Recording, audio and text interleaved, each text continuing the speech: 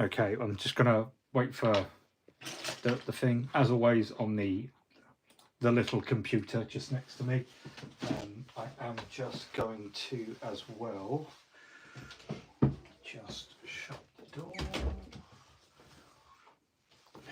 and we'll wait for it just to pop up, as it hasn't yet. That, well, I like my special birthday candle. Oh, birthday candle. All right, my name's Rob. This is Cat or Rabbit Scale Model Studios. Hello. It's Saturday. I missed doing lives for a little bit of a while. It was my birthday on Wednesday. I am, can you believe it, 21 again, which is absolutely amazing. Deca Nights, hi, how are you? So I thought I would do a little stream. If I can get this to, there it is. There it is. Let's get it up so I can see chat. And then we'll take it from there. Let me just straighten this up as well a little bit. Wow. I've been so busy lately. The whole YouTube thing, it's kind of had to take a little bit of a back seat at the moment. But I originally thought I would get a model ready and I would paint up maybe some raptors. It's a really, really easy scheme. Do you think I could find where I know I've got 5 infiltrators knocking about somewhere. Can I find them? Absolutely not. I've got a pile of Space Marine sprues. I thought they were in there, and I don't know what I've done with them. I can find the upgrade sprue for the kill team that they did, but I can't actually find any. I had 20 of them at one point. I know I offloaded some, but do you think I can find the other ones? Absolutely not. So that was it. I was going to do some Joy Toy unboxings, but I've got nothing ready. I've got a really cool Vanguard kit that I really wanted to show off, but again, nothing's ready. So I was a bit like, okay, well, I wonder what I can do today. So I did find my little Lion box, which is obviously the ones that come with the blade guard. So I thought maybe I could do something with those. I don't know what I'm in the mood for. I need to sort out a load of bits. I need to do loads of it. And that's just where I am in general, just general mess everywhere. But I do hope everyone's well. Let me know what you're working on in the chat and things like that. Have you had a lovely weekend? It's been busy. It's been really busy this week. It was my wedding anniversary on Tuesday. Married for 8 years. And then Wednesday was my birthday. And then actually on Monday it's my wife's birthday. And then on 9/11, it's actually a bad day for some. 9/11 is actually our anniversary. We've been together for 16 years now. So, happy birthday. Thank you very much. I said the day has passed. Birthdays don't really fuss me so much. I actually had a really lovely, quiet day. I'm quite self-sufficient when it comes to that. I like my own company. And I took myself off to the local town. I picked up a book which I wanted. And something we can talk about. I did pick up, Deca, thank you very much, The Boy and the Heron. Let me know if you like Studio Ghibli. Let me know if you're anyone Studio Ghibli fans in the chat. Let me know if you've seen The Boy and the Heron. I'd love to talk about it. Because I'll be honest with you, I thought it was a visually stunning movie, but it was fucking crap. Like, it made no sense. It was like a child wrote it.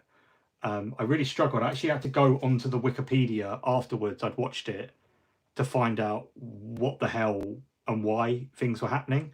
It just didn't make a lot of sense to me. So I don't know. I'd love to talk about it. I couldn't get on with it.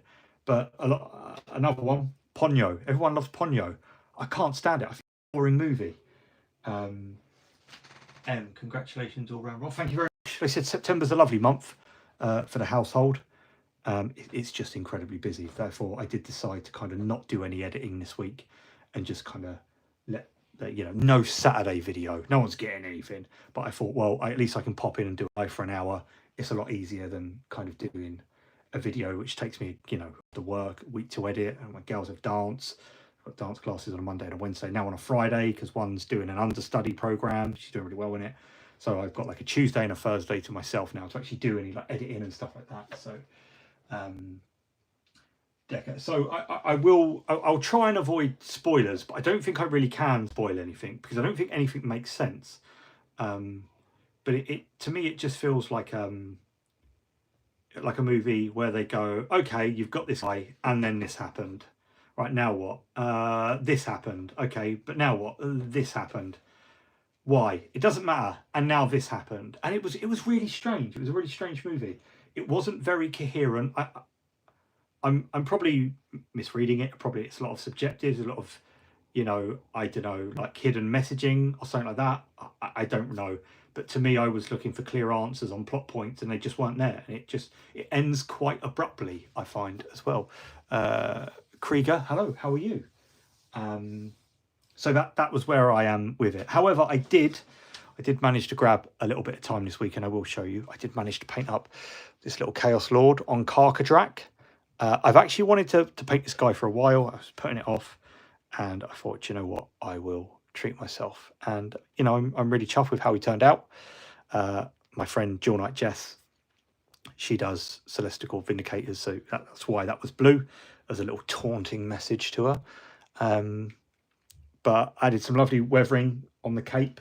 I must say, I'm rapidly becoming more and more enamoured with getting fades with weathering powders. It definitely is a very, very good way of doing it, I find. So yeah, there is the Chaos Lord on Karkadrak. Nothing special. I didn't do any fades or blending on the sword. I just kept it very kind of basic and plain, and just tried to do like just nice painting. I'm pretty chuffed how he came out. I did kind of look at first and thought maybe I don't know, maybe I'd get some more Slaves to Darkness. But I think after painting this guy, I've had my fill. And I always think that's a good way of knowing whether a range is for you or a model selection is for you. So I've kind of painted this guy. I've got it out my system, and I can get back to doing what I do best, which is obviously going to be Dark Angel. So we'll see what we can do with these guys. Obviously, again, I was lucky enough to grab the Lion box, thanks to my local Games Workshop store. And oh look, there's, oh hello. See, this is what I mean with me. I put things places thinking, oh, I'm looking after it, and now all of a sudden there's an Infernus Marine. There's the two Eliminators I couldn't bloody find. Oh Rob, what are you doing? I really need a big sort out in here. Wow, look, there's a chainsaw arm there that needs to go in my little bits box. I'm actually becoming rapidly Mr. Dirty Feathers. There's just stuff absolutely everywhere. So I don't even know where the instructions for these guys are, actually. I'm hoping they're over here. I tend to not throw things like instructions away because I'm quite careful with them. They're True Blades. They might be behind me. Anyway, I'm sure we can figure it out. Let's get some bodies put together, and let's take it from there. So I'm assuming, and this is one thing I do like about things like Blade Guard and Eliminators, is the way the sprues are laid out, because chances are all these bits are going to be one body, all these bits are going to be one body, and all these bits are going to be one body. Say what you want about the higgledy-piggledy nature sometimes of Games Workshop stuff. When they do stuff like this, you don't realise, in actual fact, it is quite organised, whereas a lot of stuff isn't. Just another quick note, I've started drinking matcha tea, which I got to admit, I quite enjoy. I like a green tea, and I'm very much enjoying a matcha. This is ceremony grade. How long have I been painting? I've been painting for, it'll be 7 years now in January, doing like the Warhammer stuff. I did Gundams for a long while, lots of Gundams, lots of experience with Gundams. High grade, master grade, never perfect grade, would never go that far, just purely because I had nowhere to put them, and I'm rapidly collecting all these, Gundams and things like that, and finding space to put this stuff is, half the battle, especially with 2 kids. That's why I offload a lot of stuff. I don't keep a lot of stuff for myself. I tend to sell it or pass it on to family members and stuff like that, because I just find it's easier, and I'd rather see someone use it than it just sit there. I hate clutter and stuff like that, when it comes to just having stuff because of FOMO and that. So so let's have a look at these guys. I know which one I want to do first, and that's this guy. because this guy is the one that's cleaning it with the cloth, and I would love to put like a Dark Angels transfer on that, almost like he's got like a little Dark Angels tea towel. And I think that would be quite amusing. So I think let's build this guy first. I think he also has his shield mounted on his backpack, which is fairly unique to Space Marine stuff, which I'm quite, I know it sounds silly, quite excited to paint up. I hate, and I mean this with a passion, I cannot stand painting Space Marine backpacks. The amount I've done over the years, I've done Space Wolves, I've done Size of the Emperor, I've done Imperial Fists, obviously now to Dark Angels. The backpacks for me, always the worst part. I just think it's so boring because it never changes. I think Space Marines are an art form in themselves because it's the same model in a variety of different poses over and over again. But I think backpacks never change. So it's like painting the same piece of plastic over and over again. And it does, it grinds after a while. So I tend not to enjoy the backpacks of the Space Marines. So there we go. What else have I been doing? Oh, I started watching What We Do in the Shadows. I'm just coming up to the end of season 3. Really enjoying it. Really funny. Obviously Matt Berry,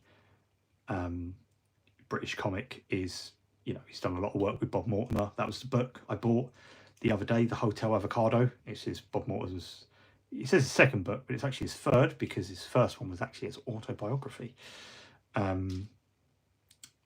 Oh, that's kind of cool. If you look at this guy, the sword is here. They actually give you, if you do him polishing the sword, you can leave the scabbard empty.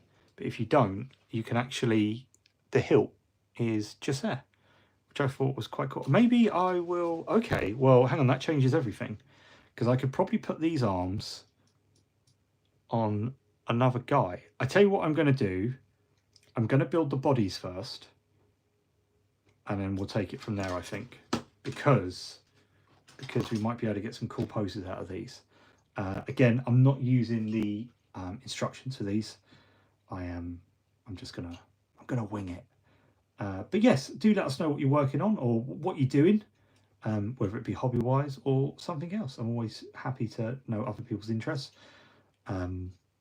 Like I always often say, miniature painting isn't even the most interesting thing about me. I do a lot of running, charity work that I would consider to be more, you know, interesting than what I do here. So yeah, do let us know what you're working on and or what you're doing. You know, are you taking it easy? I'll probably try and clock in about an hour here, or just over, and then I'm going to.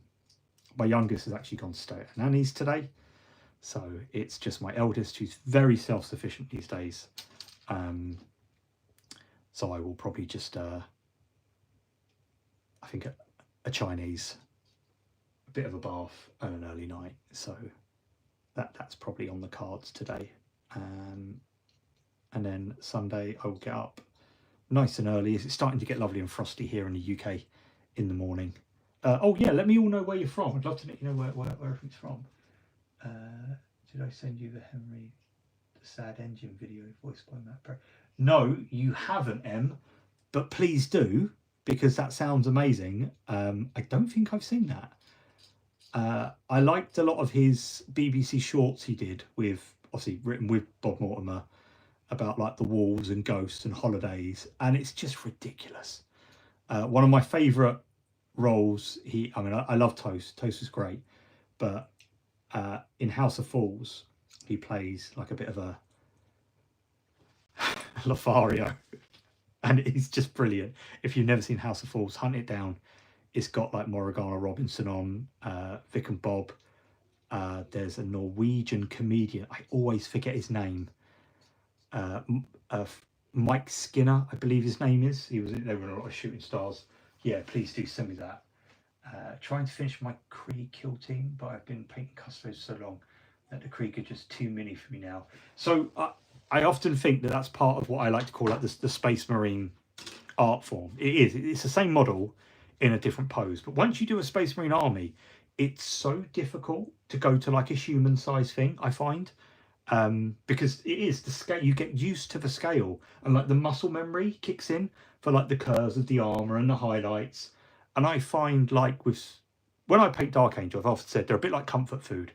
You know, it's like hot soup on a cold day. When I'm feeling a little bit like, you know, oh, I can't find anything, what do? I revert to Dark Angels. It's my little comfort blanket within the hobby. But it's almost like I don't have to think about where I'm putting highlights or what my colours are. I just know. Whereas ones like, you know, the new Skaven stuff, or like this Slaves of Darkness guy that I've been painting, I find I'm really unconfident with my highlights, which is, you know, like, you know, it never bothers me saying stuff like that. But that's what I find, you know, it is very much, Matt, nice one. Thank you very much. I've got it. Yeah, it's just popped up. I will look at that after this. While we are on the subject, before I forget, sorry, I'm awful with stuff like this. Who's in the chat, Matt, a lovely guy we speak on Instagram. I do my best to contact people. I'm so stupid. Social media. Just entered Armies on Parade. And was it 2 silver medals you got there? Or was it the same one front and back? But yeah, walked away with silver, which is bloody good. I've been looking at the board for his Flesh Eater Quartz, absolutely stunning. Put your Instagram handle, Matt, in. It was one, both sides, cheeky. Put it in the chat if you want to go and check him out. Amazing artist, really, really lovely guy. Yeah, you'll have to put up some pictures of your display board. No, I've kind of done that. But yes, that's what we got there. I'm from Abby from Norway. I'm trying to think of the Norwegian comic. Hang on just a minute. He is absolutely hilarious. He did his first thing that I think that got him quite big in the UK. He went on a show. Daniel Simonson, that's it. He was on it's like a panel variety show. I think it was Russell Howard's. I can't remember the name of the show, and he did this little skit, and he was so funny. And that's where I first found him. And then he was in House of Fall. So Dan Skinner, not Mike Skinner. That's The Streets. Sorry, that's awful. But he's so funny. He's a really, really funny comedian from Norway. So yeah, definitely check him out if you haven't. Yeah, who else did anyone else in the chat do Armies on Parade today? I always think like it's a good idea, but I know what I'm like. I would rather see other people enjoying it and doing stuff, and you know, I'd be more involved. I did do Armies on Parade once, and I've twice. I can't remember now. Hang on a minute. I think I've got a thing here. What's this? That's how bad. That's how much I pay attention to stuff. What we got here? Oh, hello. Yeah, there's a Armies on Parade medal. Yeah. It's not a fancy double-sided one, but I took silver in the local store one, which was great, which is cool. That was lovely. But I found that the year I did that was great, because you kind of sit with your piece when you're in the local store, or you used to. I mean, no, this is post-COVID.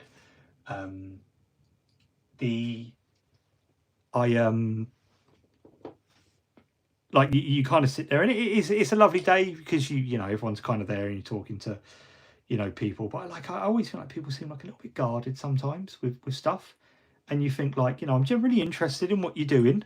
I know, you know, a lot of people say stuff like that, but I generally am in what people are doing. I like seeing other people's work. Like, that's very much my jam. But the year after, or the year after, I can't remember what it was. I was actually asked to be a judge for some different categories, and I got to admit, I had a fantastic time. Like, I think I had more enjoyment than I did kind of like entering it. So I'm in two minds whether to glue this section on now, because that's going to obstruct quite a little bit of detail. The other question is, how do I do these? Should I do Deathwing? Should I go green? I often thought, like with Blade Guard, I would do like Fifth Company, but I'd actually quarter them, because then you'd get a little bit of the green, you'd get the bone, and you'd get the black for the Ravenwing. But I don't do a lot of Ravenwing stuff, so I'm a little bit kind of in two minds. Now, I don't think that's going to cause too much of an issue, in all honesty. Once you spray that and you get in, as long as he's kept off the base for painting, I'm a little bit concerned about getting in there for detail like that, which isn't, you know, the end of the world. I suppose I could always just cut that if I really wanted to. I'm not sure. Daniel, Jeremy Fine, which I can say for most. He is. Do you know what? He did this skit about being an introvert and renting a flat. And it was just one of these funny things. And I was about, right, you've got to watch it. I'll try and find it and put it on a community post of like some of my favourite comedians. But I love Daniel Simonson. He's got this great kind of like awkwardness to him that he plays on so well. And he, like you say, he's generally so funny. Definitely. I'm going to be printing off some Dakka Stormies, using them for my army. Finished Human Defence Force army not too long ago. You have to bear with me. What's an OPR army and Human Defence Forces army? Is that like Imperial guys? Is that a Warhammer thing? You let me know. Like if it's another range, like trust me, I'm awful with names and ranges and stuff. So if it's something else, chances are I probably haven't heard of it, or I mean, I'm just old now, ain't I? So that's what I'm going with. Yeah, you have to explain things to me like I'm an absolute child, because it's the only way I'm going to understand stuff. So you're like going, surely he can't be serious. I am 100% serious. Yeah, that's what you have to explain stuff to me like. Let me just pop this on here. Look, it goes together nicely. Do you know I've never built the multi-part Blade Guard kit? I must say, I do think they were some of the better miniatures that came out for, was it 9th edition? Yeah, 9th. Yeah, I like the Blade Guard. I think they're cool. Do I go Deathwing colours? I don't know. Let's build them first, and we'll see how we get on. Let's build that body. And then we'll, oh, look, they all have it. So, okay. Right, I see. And I take it the only one that's got a thing, there should be a special backpack here.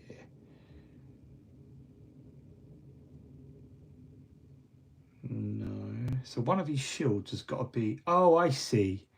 So you can just have them mounted because they've got the little curved bit. Oh, that's quite clever.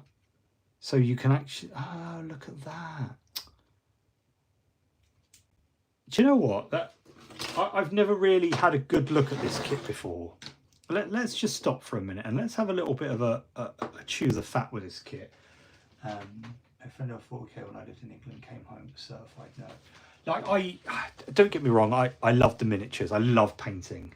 I don't know a lot about stuff. I find what I will do is I will, when I'm interested about a faction, I will then learn tidbits about them. Maybe like enough to, I guess, carry me through, or to kind of like just, you know, maybe from a creative perspective, give me an idea about what I want to do with them, stuff like that. Like I painted that guy. I know nothing about this range. I don't even know who that is. You know, what they're doing. Not a clue. I just wanted to paint it. But I'm not that interested in the range in general. Whereas like Dark Angels, I kind of like came across Azrael and I was like, oh, he's pretty cool, isn't he? So I'd learn about him. And then I would start to learn about other things as well, like the Watchers and the Rock and Caliban and Corswain and stuff like that. So I kind of like, you know, I find the lore is the hardest part for me. I've got quite a job where I have to get stuff right. So I tend to read a lot of legal documents and stuff like that. But I find Warhammer, the way rules are written, really confusing sometimes, and I struggle with them. So I've kind of given up on playing. I don't really play. I'm not a big player with Warhammer. I can appreciate people that do religiously, really enjoy it. Good luck to you. It's not for me, and I've learned that. Sometimes you just have to go, it's not for me, and you just move past it. And that is exactly what playing Warhammer is like. I would be so bold,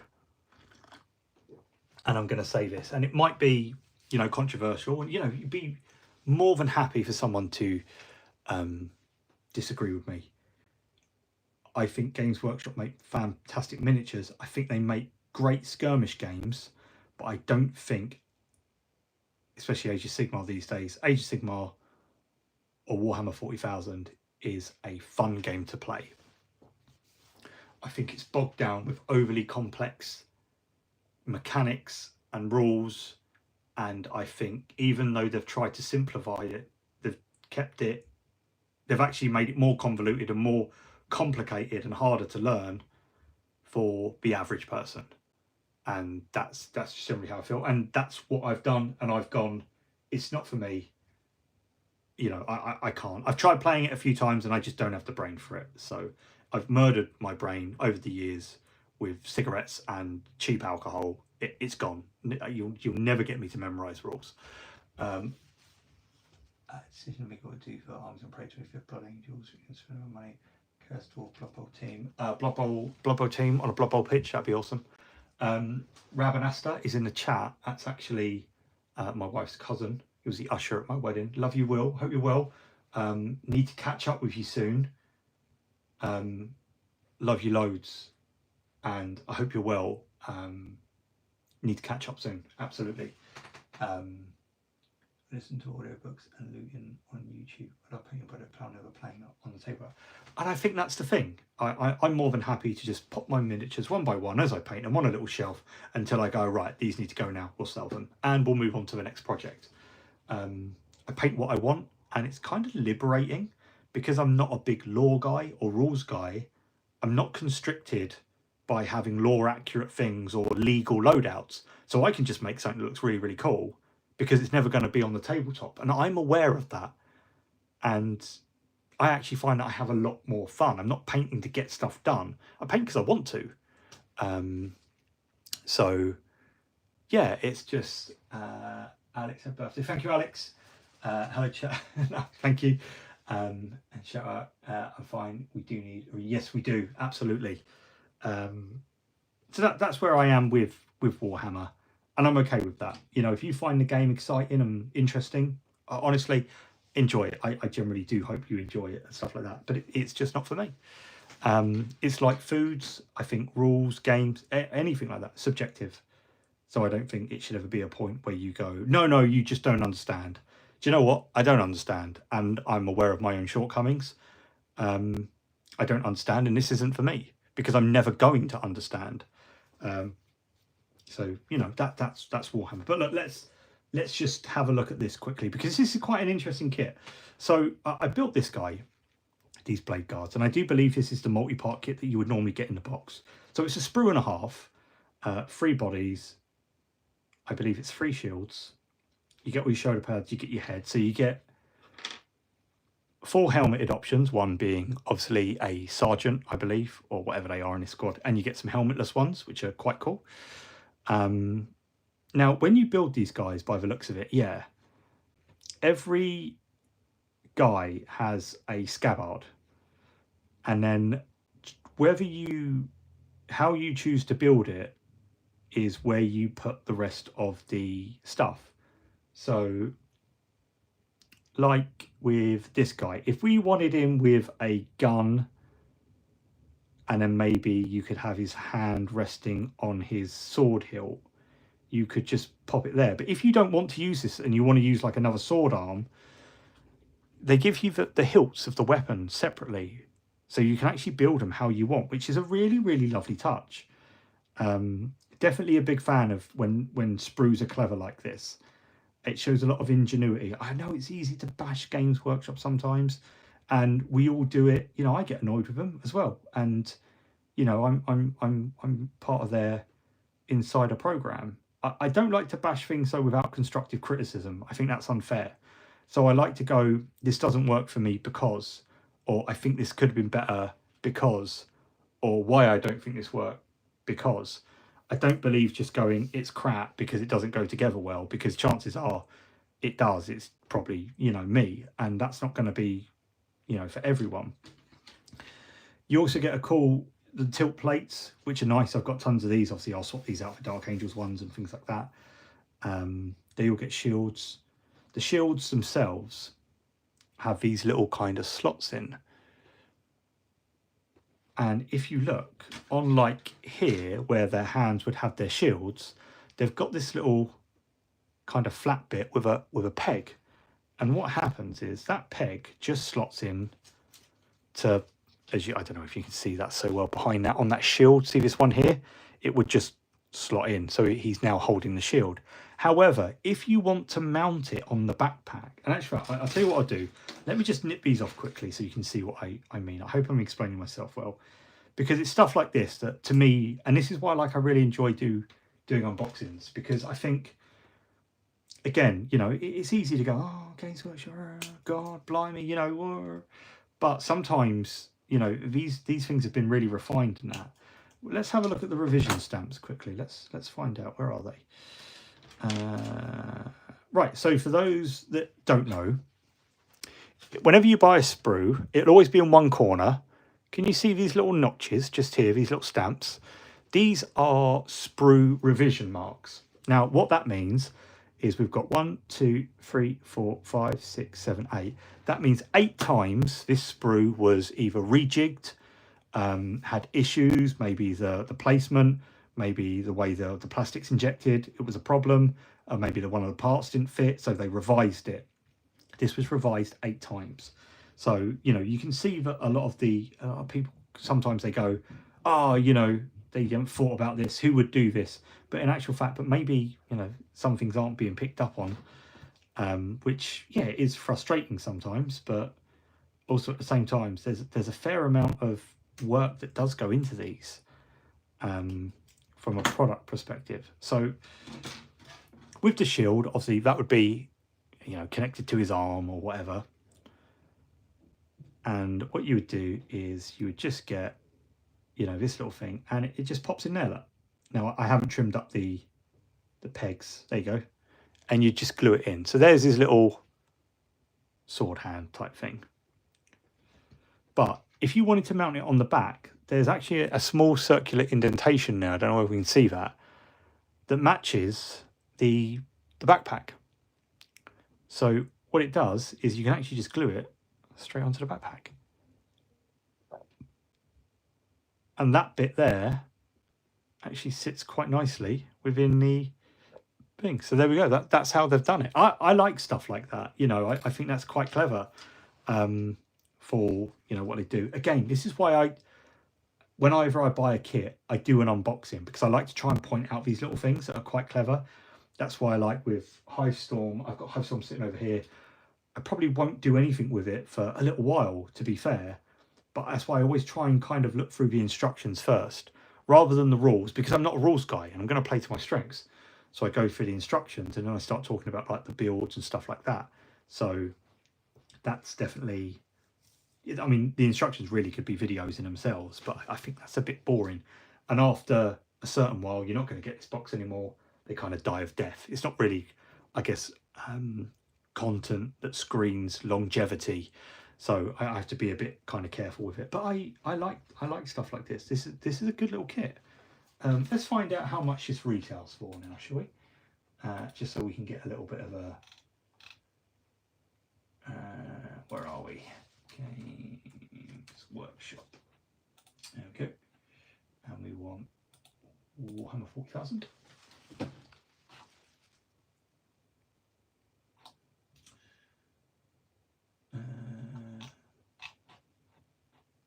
That one. Space Marines. What annoys me is I tick sign in all the time. Every time it goes really slow, the website, and it asks me to sign in. And I think, now you've taken me to Warriors of Chaos. What are you doing? Are you all right? Is everything all right at home, Games Workshop? Right, Dark Angels. Let's just have a quick look. Where are we? Bear with me, I can't see the chat at the moment while I peruse the web store.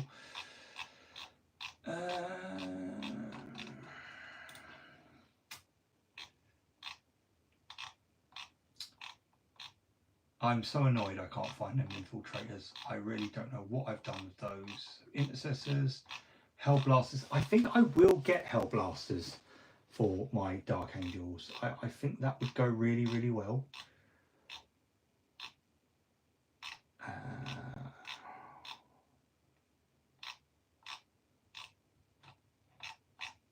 Okay, I can't seem to find Blade Guard. Veterans, Terminators, Knights, Intercessors, Land Raiders, Tactical Squad, Vanguard, Primaris, Aggressors,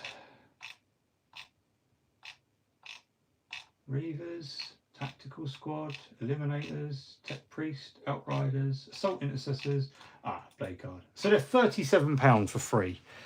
So they're about £12 per model. Considering the Lieutenant is £24 on its own, I don't think it's that bad when you break the cost down like that, in all honesty. Sorry, let me just catch up with just stuff. Hang on, bear with us. What's you do? I'm using the heads. And for everyone YouTube channel, a good example was Rob's reviewers latest Kill Team bot. So right, Kill Team bots. It's nice of you to say that. And that video did really, really well. I never make videos because I want them to do really well. I want someone maybe to just understand their product a little bit more. I've very much been on the side of the consumer, not the influencer, because I fucking hate that name. So I'll always try and just, if I can be constructive with something, I will. I do find with Hivestorm, Games Workshop had a massive missed opportunity there. Yes, the sprues are very nice, and the detail, again, you'll never knock Games Workshop for that type of stuff. The kill teams that you get there are great. Again, I'm not so interested in Imperial Guard. It really annoyed someone that I said generic Marines in the chat, which I thought was quite funny, because they clearly hadn't watched the rest of the video and understood what I was saying. However, I do find Hivestorm was a bit of a missed opportunity, because once again we boil back to Imperial Ruins, which is a bit of a shame that they, you've got these really, really cool, and I know nothing about Vespids, bug-like thing, the name Hivestorm, you're kind of thinking, are we kicking a hornet's nest here? What's going on? And it's just Imperial Ruins. After Gallowdark was a big step forward, we've then taken a big step back, and John's just gone back to Imperial Ruins again. And it seemed like a bit of a missed opportunity to kind of maybe make the box a little bit more interesting and give it a little bit of a... To me, kill zones are just as important as the teams. It's the third player. It's what draws you in to that, that kind of environment. It's what gives you, and this is one of the reasons why I struggle playing, that immersion. People like to picture their means like Marines doing heroic things, whereas I picture them doing this. Because that's what it is. It's a static model, and I'll never move past that. But for that kill team and that box itself, is you kind of think, well, we had these kind of changed rules with Gallowdark because we were in tight corridors, and you have to imagine there's a ceiling, so there's no verticality. So, everything's on a flat plane, and, everything becomes a lot more intricate. Almost it sits somewhere between, a really small game of 40k and Necromunda, because you're now taking other things into consideration. You're taking your operatives in, hiding behind things and stuff like that, and being really careful, to going back to, but then it seems that there was an opportunity there to kind of do something a bit more different, have the bugs the ability to kind of, or the kill teams to be a bit more stealthy, to blend in, to, have an environment that's just as deadly as the kill teams. Would have been absolutely fantastic. And I did kind of, I struggled with it. I struggled with the, I think more than anything, it's not that it's a bad box, especially for what you get, you know, even from the price range of £145 from Games Workshop. You've got a lot of stuff in there. There's a lot of terrain, even if some of it is gently recycled, shall we say. But I can't help but feel that it was a bit of a missed opportunity. It could have been better. It was a very uninspiring box. And you kind of think, bigger, better. Why couldn't have we had the bugs versus, you know, jungle Catachans, you know, with, even if it was Imperial Ruins, canopies growing through it, you know, giving you through foliage and that, you know, would have been fantastic. Like, that would have been so good. And I think it would have done, you know, been a bit more, you know, my hands are saying it all, you know, it was there, it was right in front of them, and they played it very, very safe. So hey, let me just catch up with stuff. Oh, don't donate money to me. I'll spunk it on alcohol and cigarettes. It's not worth it. Don't do that. But thank you very much. A good example. Happy birthday. Thank you, Tan. Thank you very much, Alex. Yeah, they bumbled up the price 8 times. Blimey. Happy birthday and help with the blade guards. Have a nice day. Regards and demo. Oh, Alex, honestly, thank you so much. That's really, really kind of you. I don't ask people to donate because I honestly don't believe it, but that's incredibly kind, my man. Thank you so much. I actually think you're my first donation ever. Wow, thank you. I'll put it towards some bits. I need to look into 3D printing bits. I want to do a big video on 3D printing, much like my kit bash bits, because there's so much out there, it's hard to include it all. So what would have made it better? I think more diverse kill teams. You had a really, really good start in opportunity with Vespids. You had, and then the Marines, it very much mirrored Octarius, but one thing Octarius had is Krieg are a bit more beloved than what I would say Scions were or Aquilons are. So you had two really, really solid kill teams. You had the Orcs, you had the Krieg, which obviously like fan favourites because for ages people have wanted plastic Krieg and we finally got them. And I think that was a really, really good thing there, is that they could have, those little niche kind of factions that people are screaming out for would make fantastic kill teams just to keep those fans happy. Would have been perfect. And then you had the amazing Octarius scenery, that lovely Orc scenery, the junk piles, the barricades, you know, the Orc fort. That, yeah, even I've got the water pump, you know, down here, and I've done an Orc themed kill team board, and it's so good. Like, it really is really, really good. But I just find that they had Vespids, which was really, really visually interesting. And rather than theming the kill zone for it, I mean, when was the last time we had like a Death World? It's been ages. It's all been ruins. It's all been recycled Munitorium or Factorium, you know, parts, just called a different, you know, name. Which to me, after a while, it's great that they make these kits available again. But after a while, they just become a little bit kind of flat and a little bit dull. And I think that was kind of what I felt for it. Again, I'm not saying Hive Storm is bad, but it's a really good box. However, it could have been better. Like, I would have loved to have seen, as I said, you could have done Catachans. How long have people been screaming out for redone Catachans? A gruff squad, jungle warriors fighting against these bugs that are just zooming about everywhere, and the only kind of advantage you can kind of get is, you know, if it's boots on the ground, you can blend in with the scenery. But, you know, we could have had some interesting scenery pieces with kind of like plants that would eat you, or you could have used to your advantage. You know, it just seems like the design team, every time there's a good idea, they tend to dial it back and play it a bit safe. The only thing I will say about Hive Storm, which I really, really like, is we've gone from those ridiculous fucking shapes to numbers. We've got numbers back. I don't know why they ever did that. It was one of the most stupidest things I've ever seen a box game do. I don't even know what to say about it.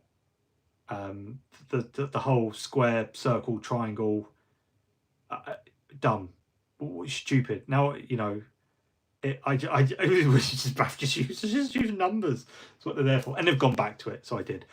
Funny you say that though, Decker, is that I actually asked this question on the end of the video, and I said, let me know what kill zone. I'm rambling. I've done absolutely nothing. I'm so sorry. You would like, and someone had a really, really, really cool idea, much like Gallowdark.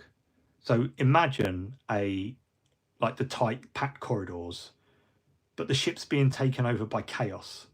So you're starting to get these kind of organic kind of tentacles and things that act as obstacles, and start to really kind of like make the scenery a bit more alien-esque and interesting. But it's chaos. But it's chaos versus chaos. And they're vying for this chaos-infused ship, which I thought would be great. And then I actually thought what would be a really, really cool idea is, just hear me out, Deathwatch. Deathwatch, all right, aren't they? They're quite cool. They're quite... Every Space Marine faction has the ability to have Deathwatch, especially when they've returned. They keep the shoulder pad. They look very, very cool. It's something I've been toying with, for my Dark Angels. Deathwatch are pretty cool. But what happens if there's a chaos version of Deathwatch versus Deathwatch on a chaos ship? Just imagine that. Deathwatch have got, their different ammunition and stuff like that, which they can do.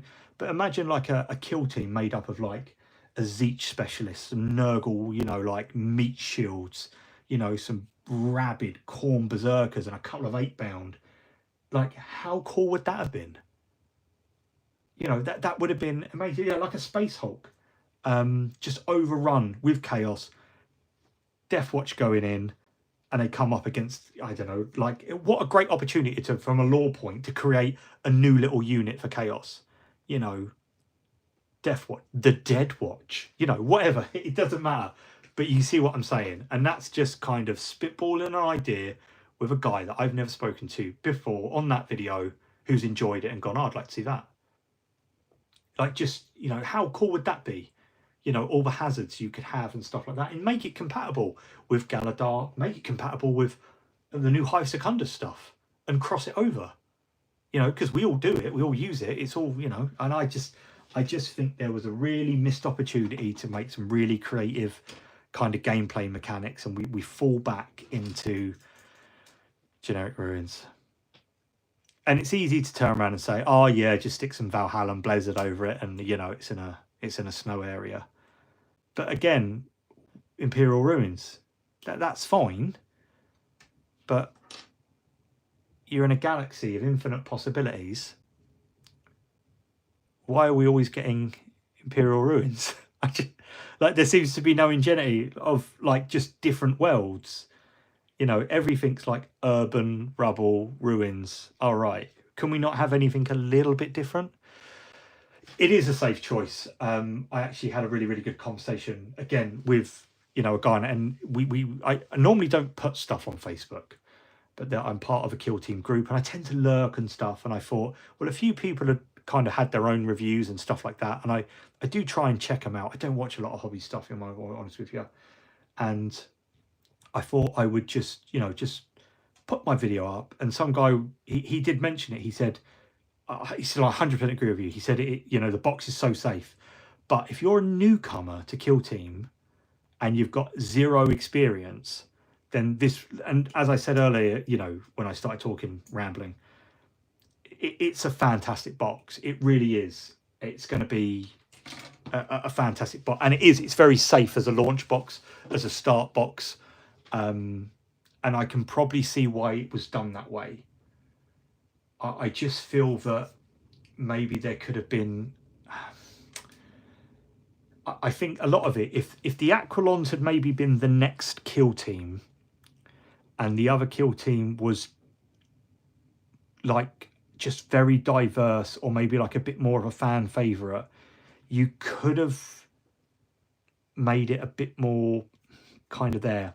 The problem with Kill Team boxes, and this is why I do enjoy their smaller ones, even though they were creeping up in price, like Nightmare and Termination, they're only really going to appeal to people if you're either interested in A, the scenery, or B, either of those Kill Teams, or C, you know, everything within that box.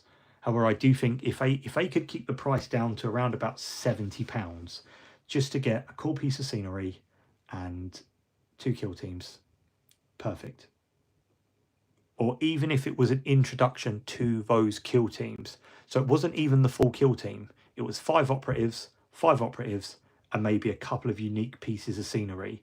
And that was its own self-contained little mission, little world, little, you know, everything. And I know they are like that in general, but just really focus on that. Not to be, well, I'm going to use my Night Lords straight away for this. And just have, you know, a little mat, a little kind of, you know, a little set of dice, just so you can pick it up and it's there. And then if you're interested, go and buy the full kill team and do it that way. I kind of, you know, I think like with Pokemon back in the day, Games Workshop are a little bit antiquated with the way they do things, because you don't always want these factions. Sometimes it'd be nice if they release these scenery kits and stuff like that, and you could pick any 2 kill teams for X amount. People could build their own starter box. I think that's, you know, why aren't we there? It's almost as baffling as why we're still getting rules update every 2 months and making books that are now £30-40 obsolete within weeks of owning them. It's just very, it's like they run themselves like a small business, not realizing they're a massive business. Sometimes a little bit of head scratcher. I've been looking at my Deathwing Assault set for a long time. I love my Dark Angels, but I have so many other things to make. I also have some of my Dark Angels with Deathwatch Pulses. See, I think I am going to grab some Deathwatch stuff. I'd love to do maybe like a squad of 4 or 5, just random miniatures. Again, this is the joy of not playing to rules, because I can have an Infernus Marine, I can have Hellblaster, I can have an Intercessor, of just a random little squad, ragtag squad that have returned from the Deathwing and are just part of my Dark Angels army. I think I'm definitely going to do that. Again, I don't really know much about the Deathwatch, but I think just having that is so cool. I love it. When Games Workshop do stuff like this and they give you the ability to do stuff like this, I do think that they do hobby spot on. I've often spoken about why I love the Dark Angels so much and why they suit me. Because again, I don't know a lot about the lore and stuff like that, but with Dark Angels, I don't have to, because everything's so secretive. There's my blank canvas straight away. I don't need to know the ins and outs of the Raven Wing and Deathwing and stuff like that, because I can make my own stories up and no one can either say if they're right or wrong, because the Dark Angels are so secretive. It's all hidden. So you don't know if this guy, you know, is a so-and-so. I could make up an entirely different rank for my Dark Angels and you'd never know. And I think that's a really, really good thing, and how Games Workshop have made the Dark Angels, that just makes them so special. And that's why I think they're a perfect faction for beginners, because they really are like a blank canvas, because you can't disprove it. But it's like saying, well, yeah, but that's not in any of the books. Okay, so because it's written, that means it doesn't exist. So I think that's quite an interesting, you know, and why I like the Dark Angels, and I stand by that. Same with the Deathwatch. You've got these little crossover bits where you can just make them, and you can make this squad like, oh no, these are Return Deathwatch, and I like that. It crosses over, and it really does utilize its IP and its own universe. And I think that's a really, really, you know, again, when they get stuff right, they get it really right. But I do find sometimes that it's always like that. They sit down everything and they go, right, so we got our box. Yeah, we got our faction. That's really cool. Yeah, it's actually really cool. Yeah, we got a dice. We got our mat. So yeah, we got some scenery. So you can split this with a mate. You got rules for both. Got little cards. So you know, if you're splitting it with a mate or you're learning to play, you don't got to keep borrowing a book. You've got the cards. You've got all your dice. You've got your kill team. You got your mat. You've got your scenery. Okay, brilliant. And they sit down and go, so what can we fuck up? And they'll just take one of those things away, and it's always just shy of perfection, I find sometimes. And that's, again, one of the reasons why I don't tend to offer my thoughts and opinions on stuff, because it's subjective. Just like paints. You see people doing paint reviews. What the fuck is that about? Like, one of the most ridiculous things I've ever seen was people doing paint reviews.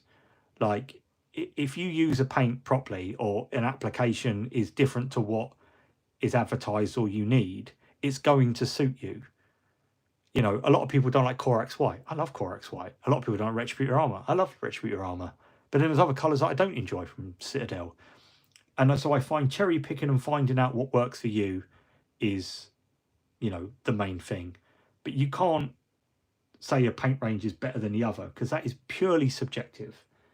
And that's the same with box games as well, and rules and kill teams and stuff like that. And this is why I always make a point of saying it's subjective. But there's always going to be someone that's going to get the knickers in a twist, and they're going to really, really, really like get offended because I've said that I don't think that was very interesting, and they get really agitated. And I just think I can't really even talk with you at the moment because you're just hard work. If it works, if you enjoy it, absolutely 100% do it. There's no right or wrong way to hobby or enjoy something, you know. It's just one of those things. Fallen or Xenos, so maybe enrolled in Inquisition Death Watch.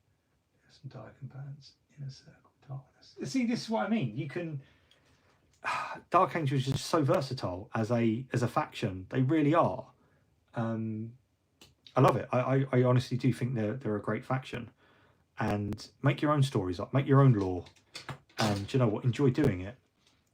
But I do think my buddy Emma always says, remember to enjoy your hobbies for yourself. And I think that's really important. Like, that's an important thing to say. And sometimes I think a lot of people forget that, and they get so caught up with living and breathing the Warhammer kind of thing that they almost kind of forget about real life. But it creeps into everything they do. And I do find having conversations with people sometimes is really, really difficult, because everything leads back to Warhammer. And I don't want to talk about Warhammer all the time. I haven't got the attention span for it. And, you know, I think that's, you know, it rings true with boxes and stuff like that. If you like a box and, you know, that's where you are with it, then enjoy it. But if I can turn around and go, and as I said, I don't believe in just trashing something because I don't like it. That's really childish, because someone else is going to like it. But to be able to turn around and go, I think this was a missed opportunity, and this is why I feel why. This is exactly where, like, I'm at. And it's not often that I do offer my opinion, because I'm not here for that. I'm not here to try and convince you to buy something and that this is the next big thing, or this is the absolute bee's knees. Because if you want to buy this, you have already made up your mind. Same with, like, when you go into your Games Workshop or your local hobby shop.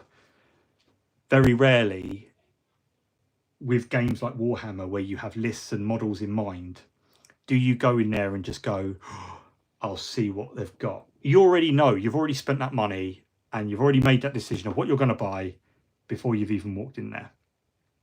That it's related to a faction, or it's a paint that you need. You know, this is why people always make that joke. Oh, I only popped in there for paint and I come out with this. Because in your head, you knew already that interested you. And it only takes that one little thing for some guy to go, have you tried these before? And you go, no, what are they? And all of a sudden, you've read about them subliminally or whatever, you're hooked, and you're there, and you go, I'll do it. I painted Dark Angels as a one-off. I told myself after I did my Size of the Emperor, I would never paint another Space Marine Legion again. I'm done with Space Marines. It's the same bloody model in a different pose every time. And now I've got a shelf, and actually I'm running out of room, of Dark Angels and Deathwing. And I said to myself, I would never do that again. Yet here I am. So, yeah, that's the beauty of it. But that, yeah, I try not to. And this is, again, I don't like to offer my opinion. You know, I don't play enough to go, this is bad because the rules don't work. Because, do you know what? The rules won't matter. I find it a little bit pointless where channels really do focus on the rules, because they'll do like a massive video or whatever on the rules, and within 2 weeks it's FAQ'd, and that video that they've made and what they're talking about that doesn't work now works, and that video is obsolete. It's just that they have a lot more reach. Off they go and they do this type of thing. So that's like why I try and avoid that. I'm not here for that. I'm here for the consumer, as I said before, and I would rather be like, look, I like this, but from a standpoint of a long-standing player, especially a Kill Team player, which is a game which I really do enjoy, it's one of the better games that Games Workshop make. I've been here for a while now, and I feel the burnout with the box sets, if that kind of makes sense. So, you know, that's exactly where I am with it. I do just kind of sit there and I think, I'm a little bit end of my tether, especially when they were dangling, as I said, Gallo Dark with the interesting kind of rules on the Space Hulk. You know, there was a lot of opportunity for narrative games with narrative beats and some more interesting rules, and we've just kind of taken a bit of a step back, which I find is a little bit, you know, it's a bit disappointing from a player standpoint. It's like the third in the trilogy being a bit rubbish. So no, it's not like that at all. But this is what I kind of feel like. You know, I see a lot of people, and again, I'm not a big numbers guy. I would rather have, like what I've got this evening, having a nice little chat with a cup of tea and just rambling about little points like this. This is what's quite interesting. I suppose I find not so much Games Workshop interesting, but how it works more interesting. And I'd rather sit down, just build a couple of models, just chat with people. Like I like talking to people. I like doing the lives. I haven't done one for, you know, a couple of weeks now, obviously, because I've been quite busy. But I like it. But I do sometimes sit there, and maybe my outlook's a little bit different. That I see these big channels, and again, I don't watch a lot of hobby stuff on YouTube. And there'll be like a 2-hour long Q&A session of rules, and then like look at Skaven Tide. Skaven Tide's been out 2 months, I believe, ish, and they've already had FAQs. So all those ones where you crabby evening roll, person man, hope everything's good. Thank you very, yeah, all well. Just trying to I've done absolutely nothing this evening. I couldn't find anything. The wife's downstairs watching a Great British Bake Off. I said, look, can I nick an hour or so to do a live? I didn't do a video this week because it was my birthday. I said, no, I'm not going to do it. I'm going to take, you know, a bit of time off. I always say I'm in a nice position because I'm not small enough, or big enough, shall I say, to have to put out a video every week, and I'm small enough to do what I want. But, you know, that's kind of like the blessing that I look at. I'm trying to get stuff done, but yeah, that's exactly it. And you know, you've spent 2 hours of your life, and to me, time is precious, because time is the only thing you can't get back.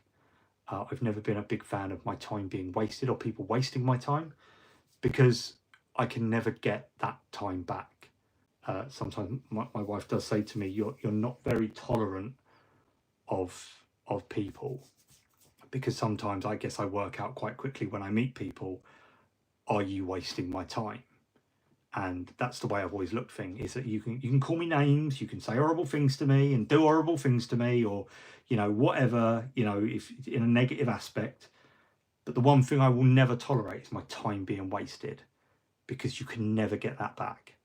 None of us can. Even if you're sitting here now going, this guy's fucking stupid, I've been watching him for 64 minutes, I'm done. I apologise I've wasted an hour of your life. You'll never get that back, and it now belongs to me. I'm really, really sorry. Just as my time belongs to everyone else in the chat.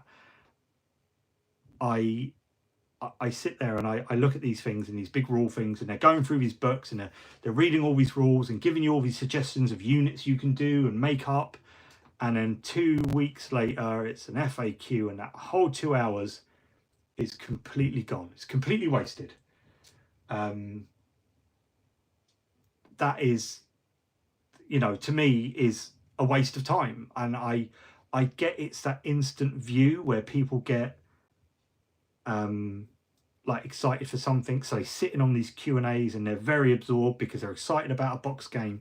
But I'm not willing to do that to people, because I look at it from the other side of things.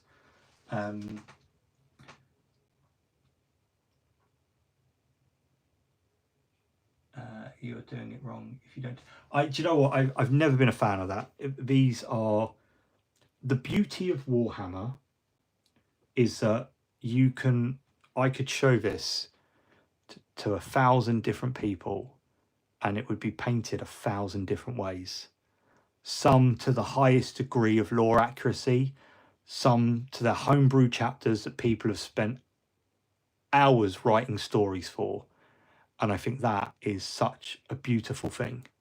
And maybe, you know, as I mean, I didn't start Warhammer till I was, blimey, I think, so I'm 39 this year. So I was 33 when I started Warhammer, or painting Warhammers and stuff like that. And I think that is one of the most appealing things. And this is what I always say, like, find me on Instagram, Cattle Rabbit Scale Model Studios, same name. If you're working on something, send it to me. Like, I love seeing people's work, because you should be really, really proud of that. Whether you turn around and go, I'm a better painter than you, or you're a better painter than me, or stuff like that, I think is a really kind of iffy thing. Because I always say to people, we all work at different skill levels.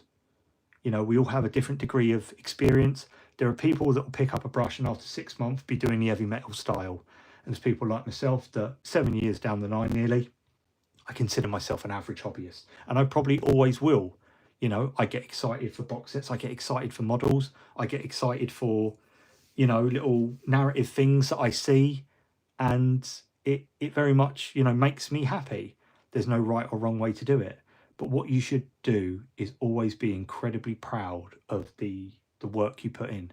Because one person's high effort might be the next person's low effort. It doesn't mean they're less deserving or have the right to feel less proud of something they have put so much time and effort into. And I think it really, really annoys me when I see people being so horrible to each other online about, like, painting, because, you know, maybe clearly you are a better painter and that you want to throw some knowledge around and belittle someone's hard work. I absolutely can't stand that. It's something that narks me a lot.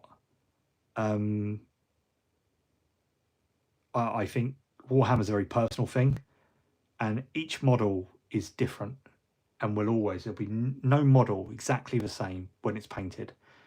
And I wish more people would be proud in the work and the effort that they put into their own models. They should be very, very proud of the work they put in, whether they think they're, you know, less advanced or less experienced than the person next to them. And I stand by that. Something that I've always said. So, yes. Reminds me, I need to get some of my custom Dark Angel attachment photographs. And do it, Crow, and send me pictures, because I love seeing Dark Angels. They're just the best faction. You know, I just do. I think they generally are the best faction out there.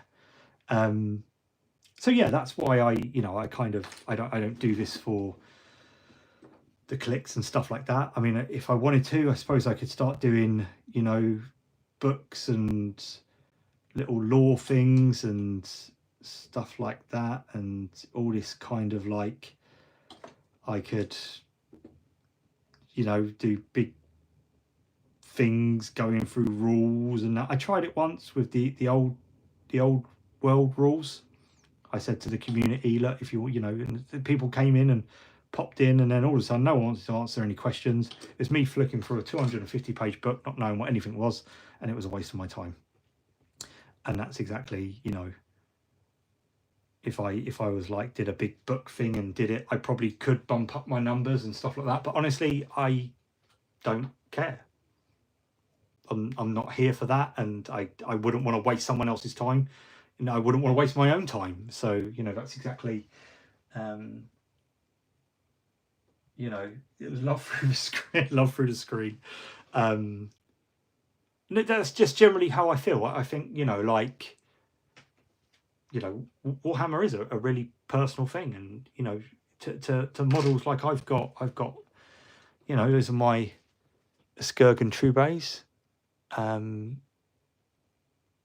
You know, and although they're kind of like box art colours, no one has one painted exactly like that. That's all mine, and that's why I love kit bashing so much. Because again, here, look, there's Primaris Balthazar. No one else has this model. It's so personal. It's so unique to me and my army. It just makes it that bit more special.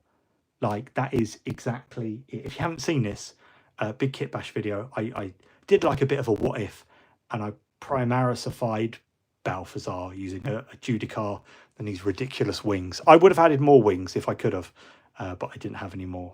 And you know, I love it. That guy is unique to me. No one else has that model. But again, no one else has that paint job. Even if I painted 2 models exactly the same, I guarantee you one would be different, because you'll never replicate the painting every time. So the best faction is Retributors. Get out! Get out! No, it's Dark Angels. He's just joking. He's being silly. So I've given up on 40k to do an entire Atlantis War Games mini for the same reason.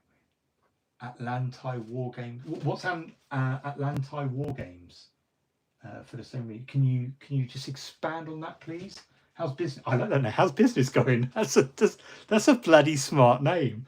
Yeah. If you could just elaborate on that. Is that like a different range of? Oh, Atlantic. Sorry, do beg your pardon. Atlantic. Atlantic War Games. What's Atlantic War Games? I've never heard of that. DMs on Instagram for a year. So I do like Matt. Like I do. Sometimes I kind of in my head the system works. Is that sometimes I will double tap something and see the heart, because then later when I sit down and I go to messages, it will say that I hearted something and I know I haven't replied. So sometimes I end up just hearting and then not replying. It works. It makes sense in a way. I do try and be encouraging. Like, I always find it really weird that I don't really know what to say sometimes. And you know, it's just, but I just enjoy seeing people's stuff, and I sit there and I pinch and zoom in, and I'm like, fucking hell, that highlight's a bit shit.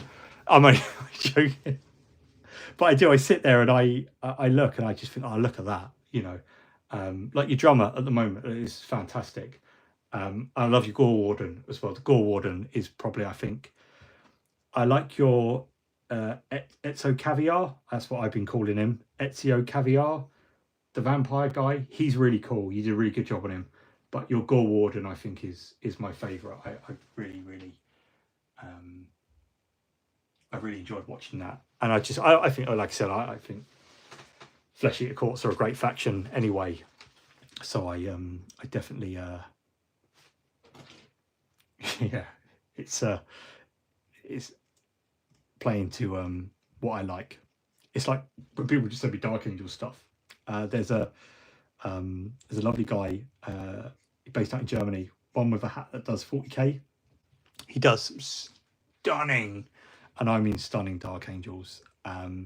He does them all with like the red gun casings and stuff like that, with on like the tanks, and it's just got like a hint of like 90s vintage to it, and I love it. I just love seeing it. I just, you know, again, maybe I get excited about stuff and whatever. It's not even mine, but I do. I just think, oh, it's so cool. I love it. It's very inspiring, actually. It keeps me going.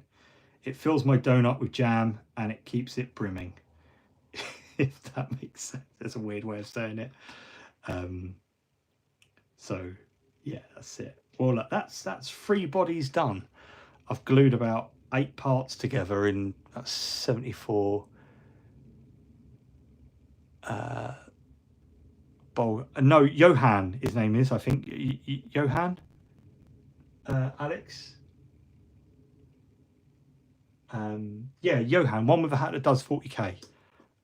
He does some, there's some really, really cool bagel paints. he does some lovely Dark Angels. Mud Creek Miniature has been doing a vintage 90s Space Marine in Dark Angels colour.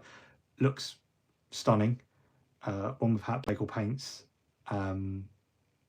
There's some people that I sit there, and it's weird because I think sometimes a lot of people kind of get like a bit of a weird misconception. Like, I have people that I look at and I go, much like a musician thinking, I wish I wrote that song.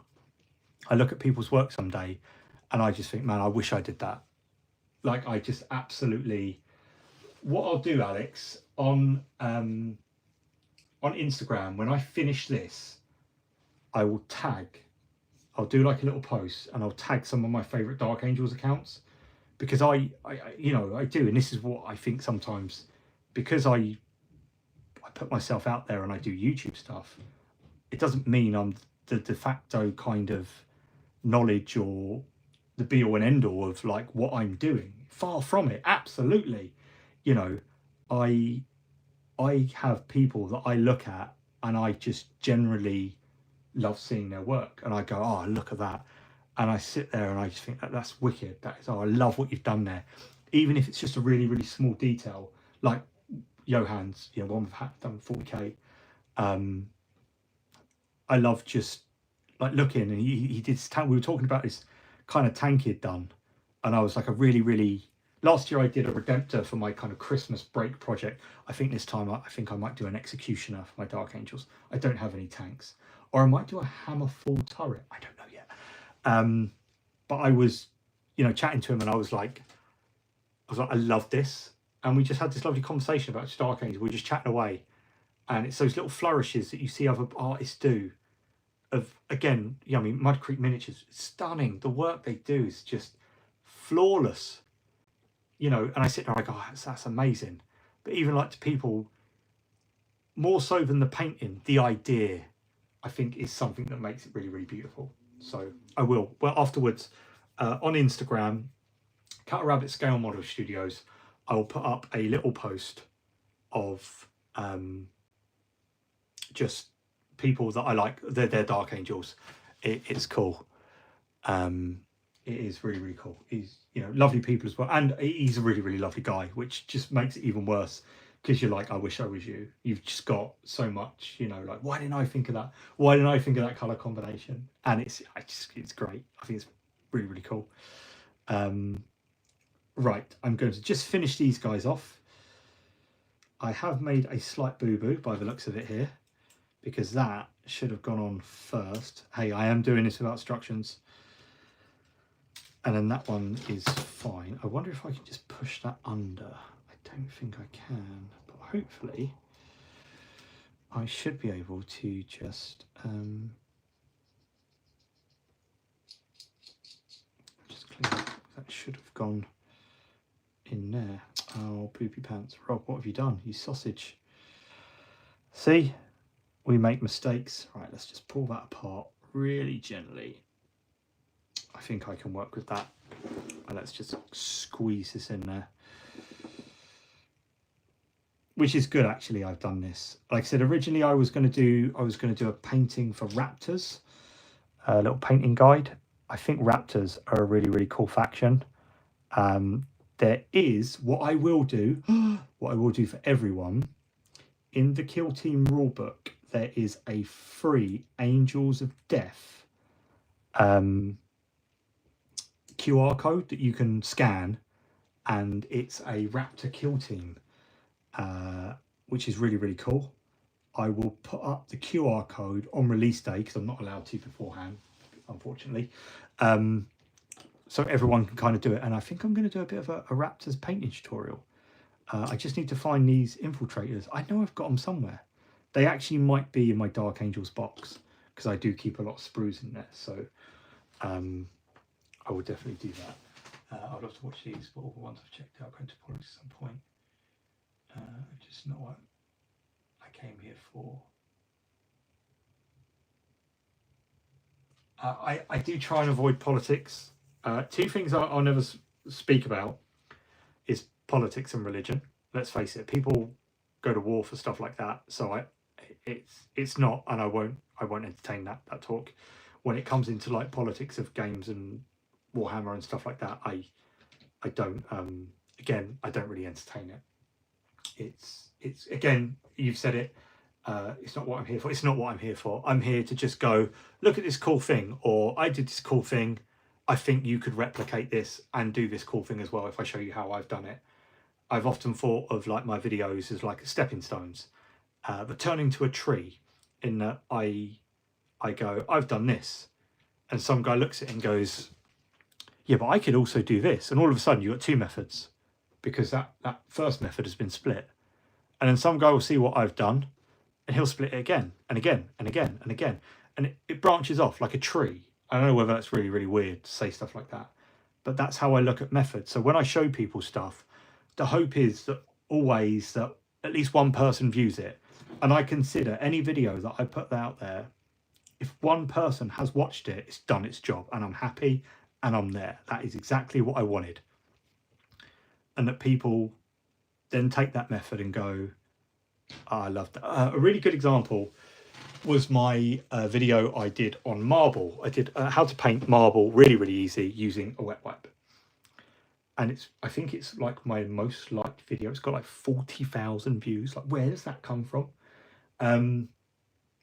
But so many people have been like, oh, you know, maybe you could do bigger stuff with floor wipes, or, you know, if you did it this way. What did some guy say to me the other day about steel wool? You can do it with steel wool as well. And we were just chatting, and all these little methods and all these little bits of going, I do it this way, or I could do it that way, or I could use that. And all of a sudden, everything's kind of just... Should be prepping for Dungeons and Dragons, but here I am. Oh, tell me about your campaign. Tell me about your D&D campaign. Boondale, please. I like it. With D&D, I don't play. I've always liked the idea of D&D. I always liked the idea of making D&D scenery. But one thing I've always kind of thought is D&D. You give a name and then you give a quirk. So he's Billy the Dwarf with shiny gold buttons on his top. All of a sudden you've got a point of reference and a point of interest. I like that. I appreciate not only a very, very good DM, but people that play D&D. I've tried it. My friend did a little kind of bespoke murder mystery on a boat once, which was really, really fun. And I had a really, really time with it. I've always kind of wanted to dip my toes. I have not like a bad experience with it, but when I first started doing YouTube, I kind of put out there and I was like, well, what do people want to see me do? And some guy turned around and went, I'd love to know how to make really, really quick and easy Dungeons and Dragon tiles. So I was like, okay, don't really know much about D&D. What can we do here? And I learned 25 millimeters is 5 foot. So, you know, I worked out the tiles and stuff like that. Put it up there, and the guy never even bothered watching it. And I was like, fuck D&D. Finished the Curse of Strahd campaign a few weeks ago, so wrapping up in Waterdeep in Forgotten Realms. So a lot of those like Forgotten Realms and stuff seem familiar and stuff like that. Again, I like how... Oh, look. I don't know whether you'll be able to see, but the cat's... Gigi, come here, baby. So I'm just going to pop up. You might... This is Gigi. This is one of my cats. She's a little calico, about to turn 4. We kept one of her kittens that she had a little while back. I've actually got 3 cats. One part feral. This absolute cow, but she's stunning looking.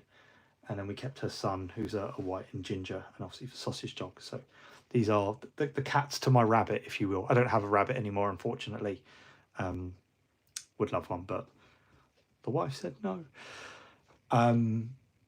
Again, like D&D, one of my favourite things to watch is Crit Crab. It's probably one of the only hobby things that I will religiously watch, and he tells you about all like the D&D horror stories of people just being like absolute, like these mental stories. Black short hair with yellow eyes. So she's kind of got greeny yellow, but she's so petite, like she's so small. I've actually got, because I did paint up a a little thing of her. Let me just dust it. Wow, because she's sat on the shelf here for a little while now. I actually painted this one up for the 1 year anniversary of my channel, but I actually did the colours of Gigi, and that's my little cat for this cool little, which I thought was quite nice, which is, you know, in a little apple barrel. This is by Blood Carrot Knights, one of my favourite miniature manufacturers. The quality they make, the stuff they do, stunning. I love these guys, really, really cool. Yeah, Crit Crab. I love Crit Crab. The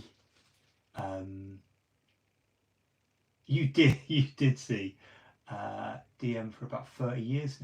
So just, what's the wildest thing you've ever had happen to you? Have you ever had like some really like rotten players, or like what's the worst thing?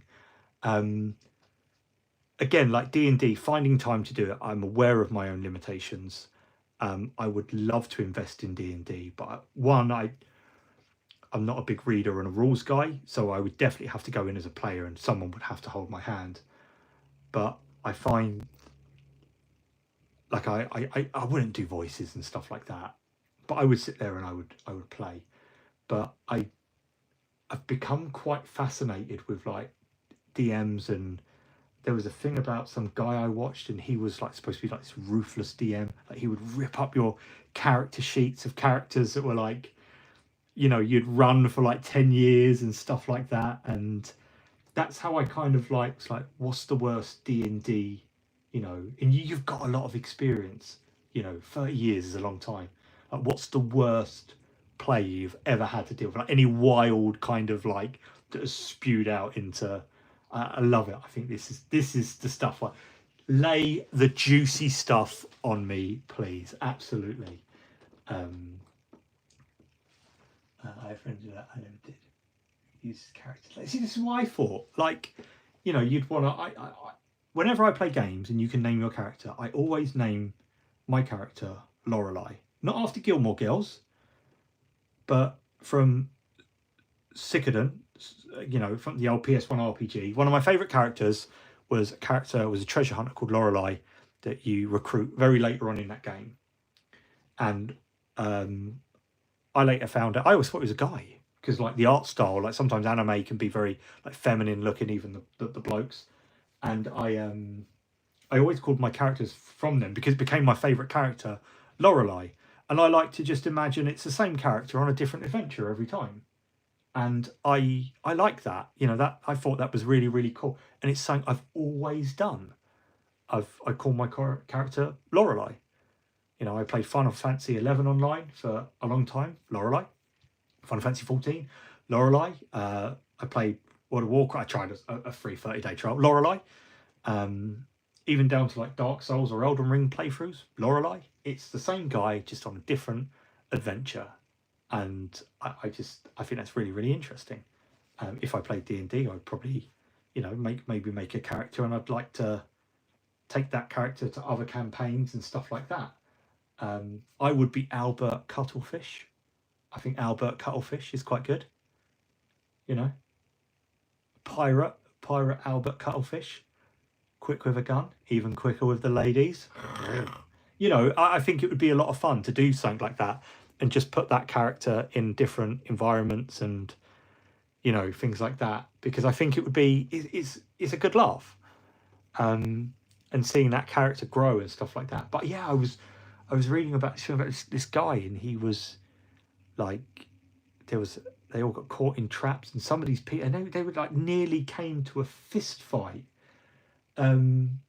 because they had, you know, one of them had a character for about, I think, like 8 or 9 years, and the guy just was like, give me a thing. He ripped up their character pages, and I was like, what?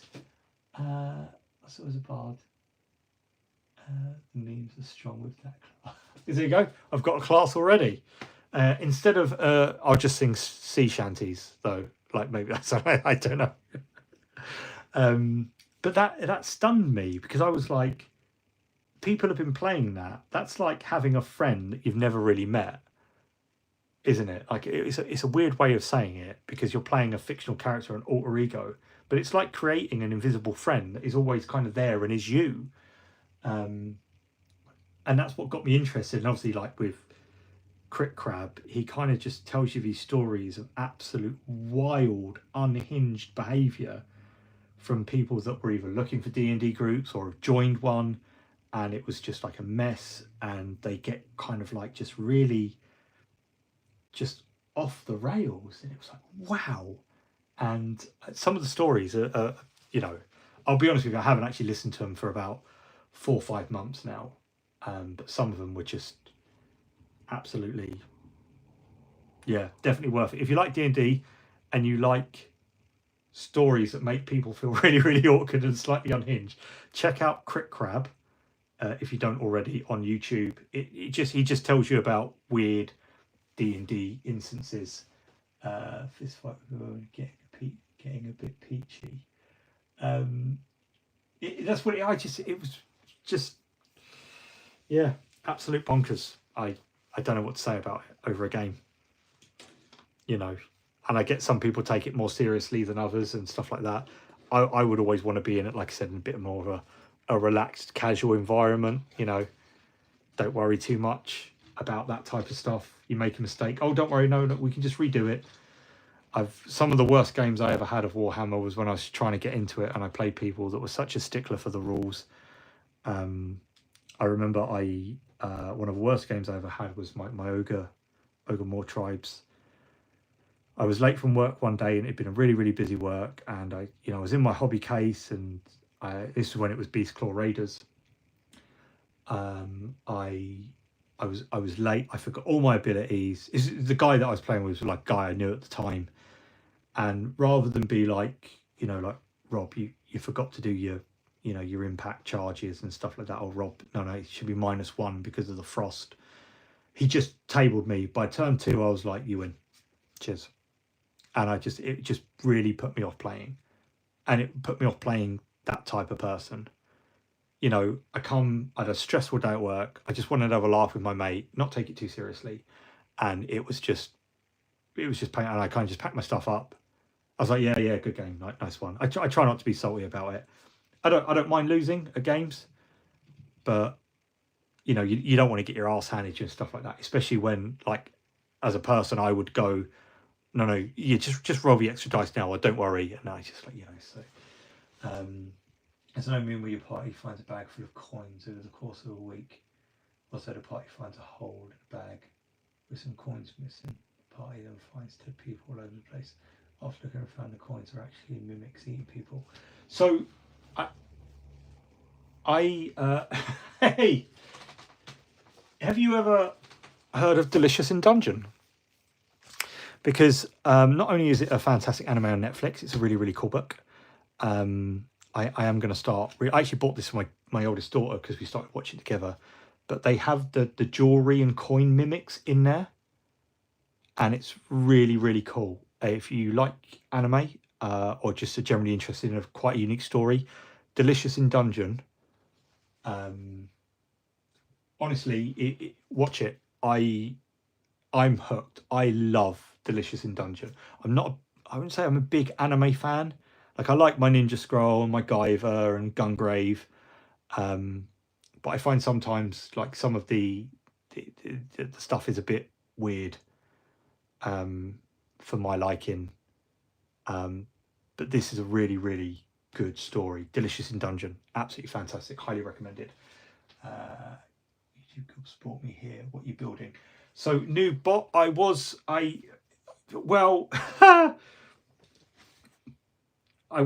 had a sprue of infiltrators, and I can't find them. It was my birthday and my wedding anniversary last week, so I didn't do any didn't do any Alex, because Alex just messed.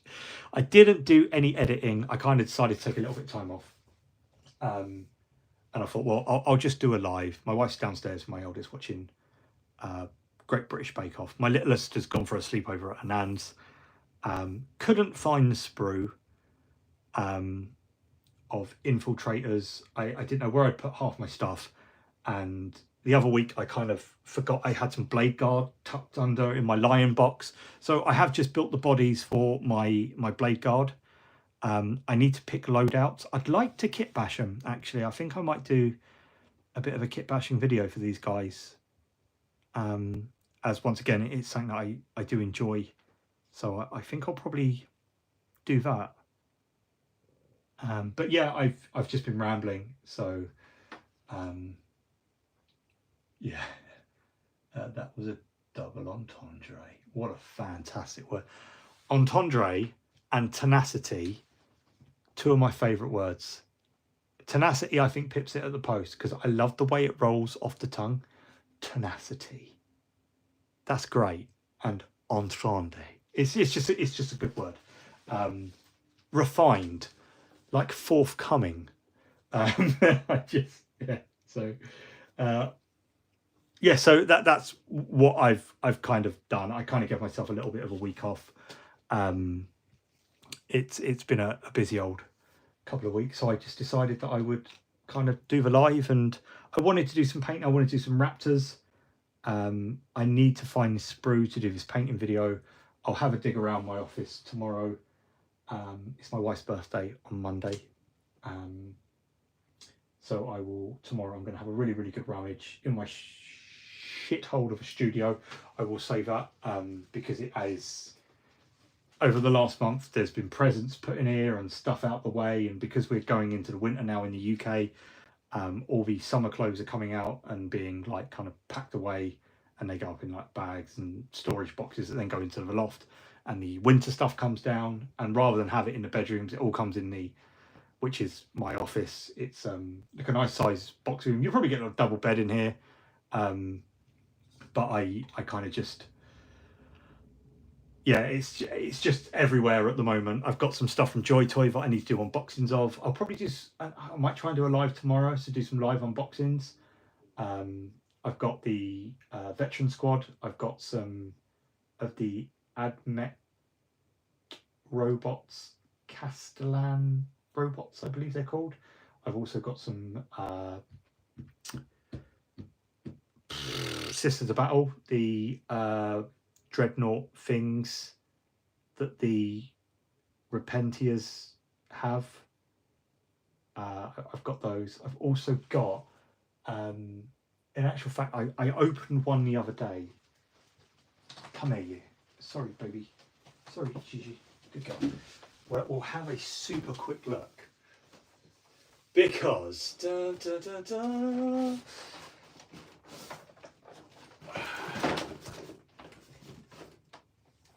So, Joy Toy do send me some stuff to review. I do try and say to them, look, do me a favour. I don't really know too much about stuff, but I kind of know about Imperial Fists, and I do know about Dark Angels. So they sent me a load of stuff about a month ago, and I haven't got around to doing it, but they did send me some Deathwing Knights. And they sent me 6 of them. There's like a Strike Master, a Banner Bearer, then some on the Terminator side, and then there's the Knights in general. So I will just have a quick, I did open it up. This is the one with the mace, the flail, sorry, of Absolution. You've kind of got this cool, I really like this. I'm so sorry about the noise, sorry. I'm just going to rip it off.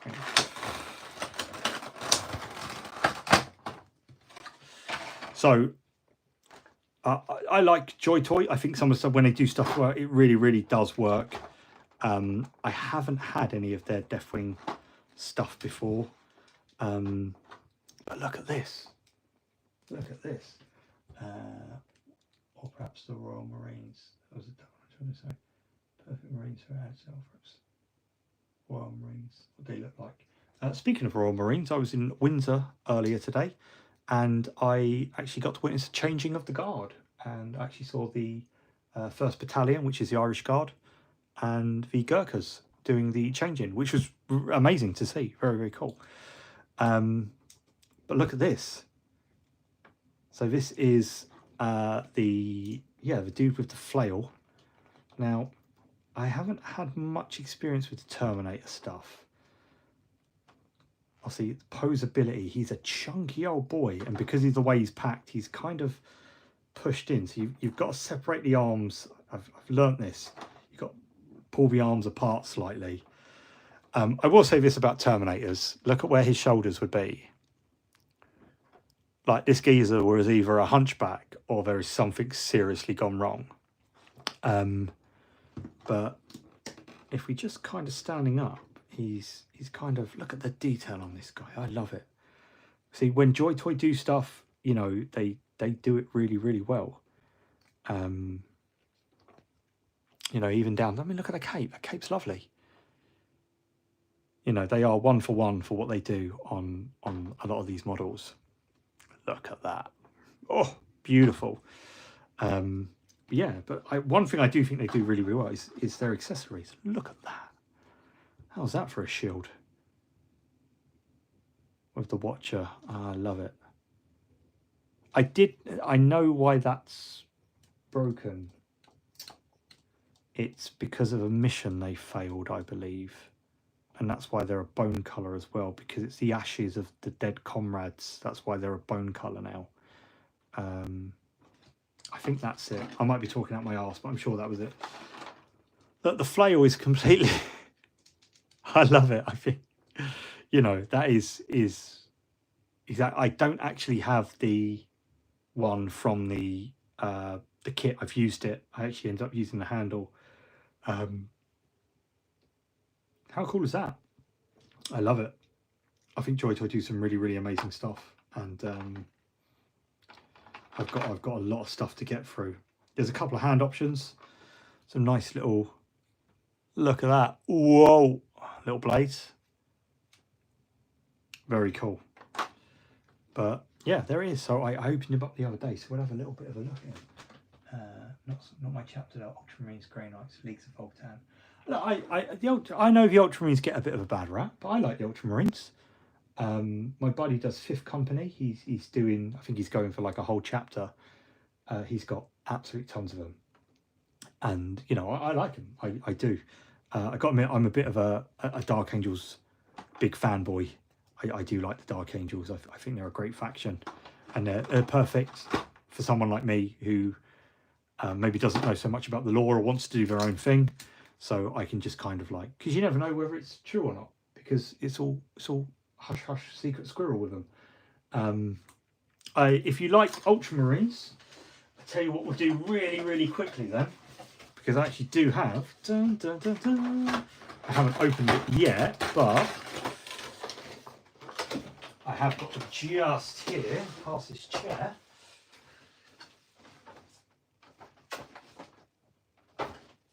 Let's have a look at...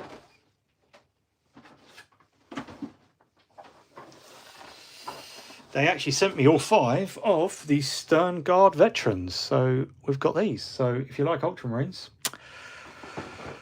et voila.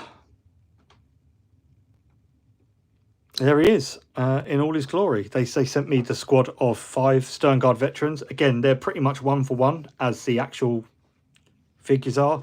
Even down to the way the sergeant holds the rifle with one hand. I will just grab my, because he is just here. God, I need a light in here. Where is he? There he is. Obviously, the posing hasn't changed much, but this is my Dark Angels version of him. How he's got the kind of gun in his hand just there. Exactly the same. It's got the strap, and it looks like it's got the open hand, so you can literally have the hand as is. But if you look at even down to the weapon, with the way the barrel is, you know, they pretty much spot on. So his little thing there is there. You know, it's honestly worrying how good they are at 1 for 1ing the figures and then making them. Don't get me wrong, some of them don't translate round. Like, I read really big problems with Celestine. I don't believe that the pose translated so well to the figure. That's it, the Melter Combi. Thank you, Alex. People are just going to be like, he doesn't know. I'm just going to help him. Thank you. No, I do appreciate it. They're really, really cool. Definitely something that is super cool. I need to do an unboxing for these. So I'll probably do another live, maybe like a live unboxing, maybe tomorrow, of all 5 of these. I don't like to plug it because obviously, again, I don't like stuff just sitting in my house. So I try and give it away.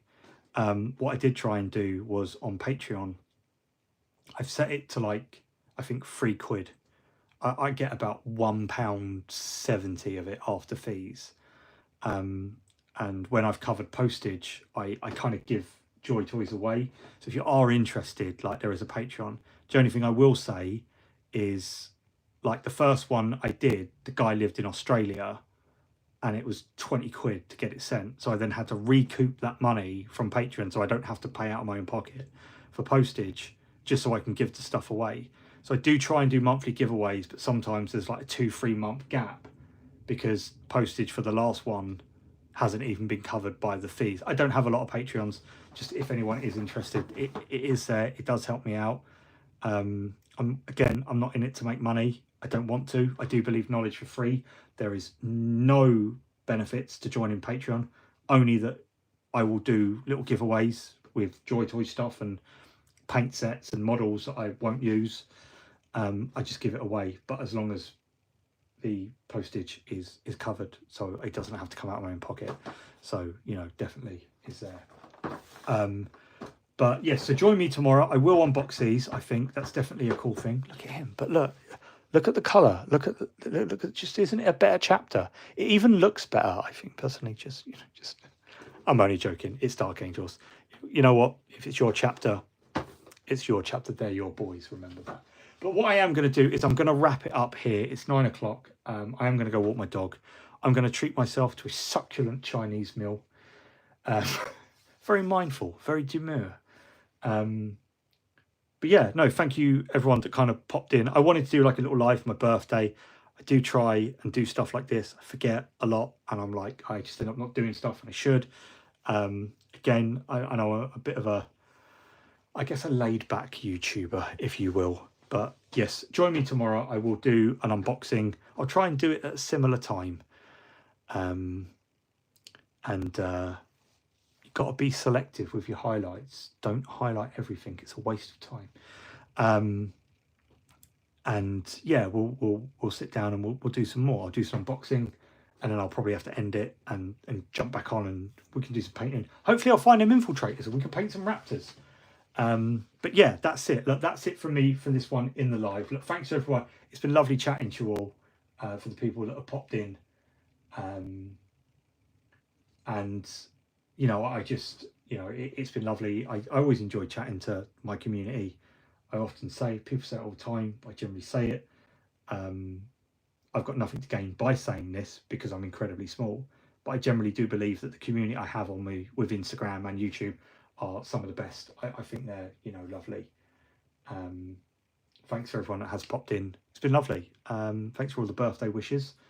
Again, 21. That's like, you know, 20 years in a row I've been 21 now. So what are the chances of that, eh? But look, thanks to everyone. Alex, thank again for lovely kind donation. Really, really does mean a lot. I'll put it to good use in some bits. Absolutely. And yeah, I think that's it from me in this one. I'll see you all tomorrow. Let's do it tomorrow, shall we? 100%. Again, if you don't and you are interested, don't forget to like and subscribe. Helps me out. Not imperative, just watch my videos. If you want to really help me, do you know what? Tell a friend about me and just get them to watch a video. Like, it's not views, it's watched hours that matter. And, you know, for the little money that I do make on YouTube that monetizes me, helps fund the hobby, helps do projects, helps show more stuff and do more stuff with you guys. Just takes a little bit of strength. It's going to happen eventually. I'm not going to tell you it's not, because I did this before I was monetized, and I'll do it even if I wasn't. It'll just take a couple of months extra while I've got some extra dollars somewhere. So it certainly does help me. But yes, let's do this tomorrow. That's it from me. I'll see you all next time. Thanks again. It's been a lovely evening. God bless and take care.